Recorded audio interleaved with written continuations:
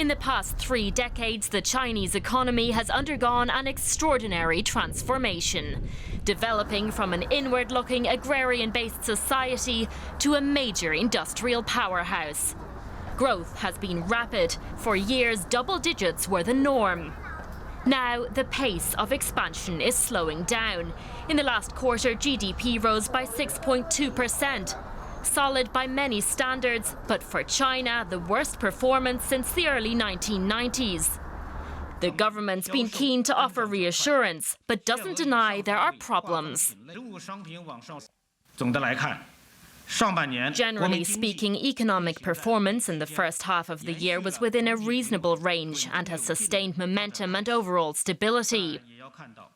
However, we should also be aware that the economic conditions are still severe both at home and abroad. Global economic growth is slowing down. The external instability and uncertainty are increasing. The unbalanced and inadequate development at home is still acute. The economy is under renewed downward pressure. Much of that downward pressure is a result of the country's ongoing trade dispute with the United States, which has seen the introduction of hundreds of billions of dollars in punishing tariffs. But there are homegrown problems too. For years, Chinese companies have taken advantage of largely unregulated lending, leading to warnings of an impending debt crisis. Add to that weakening global demand and you have a cocktail for a further slowdown in the future. A source of concern far beyond Beijing.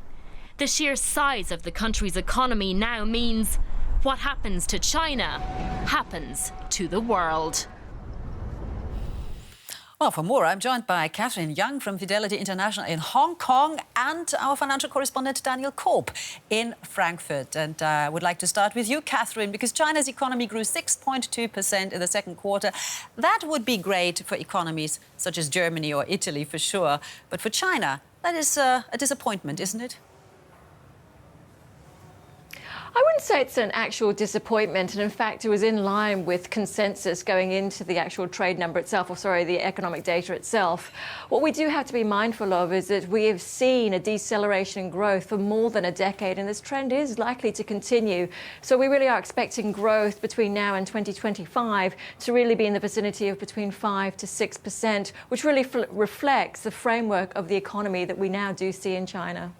But nevertheless, it is a kind of slowdown. And would you say that it is mainly down to the trade war with the US, or are there other factors at play?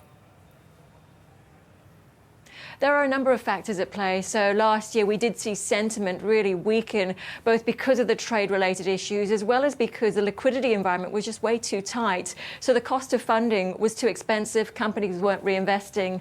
The situation we find ourselves in right now, though, and for the rest of the year, is that corporates, because of the ongoing trade tensions, have very little clarity or visibility. And therefore, again, they're probably unlikely to react in terms of reinvesting or the capex cycle turning up because of these ongoing negotiations between the US and China. All right, this uncertainty is certainly also something that is sort of hovering over Europe. Daniel, bringing you in. How is this Chinese data going down with investors where you are in Frankfurt?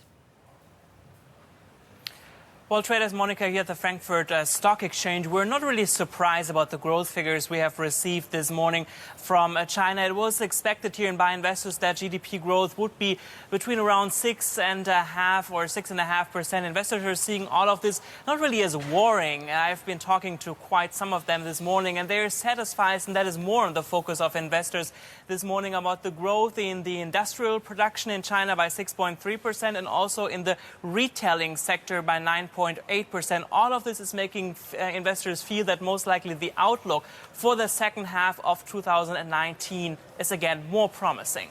All right. One more question for you, Catherine, because I heard that PSA Group, the French car maker group, the deliveries in China slumped 60% in the first half of the year. So that is quite worrying you, certainly, for some foreign investors. Is Beijing going to counter any of that, certainly the slowdown?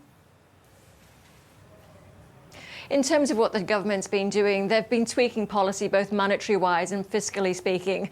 But in terms of what the focus should be for investors for the third quarter, fourth quarter, it really is on the fiscal side of things. So further infrastructure investment, not like we saw in 2008, but more targeted infrastructure investment, and then really encouraging businesses to again reinvest, and doing so by relaxing measures such as tax cuts, etc. So really to aid sentiment versus overall just boosting growth.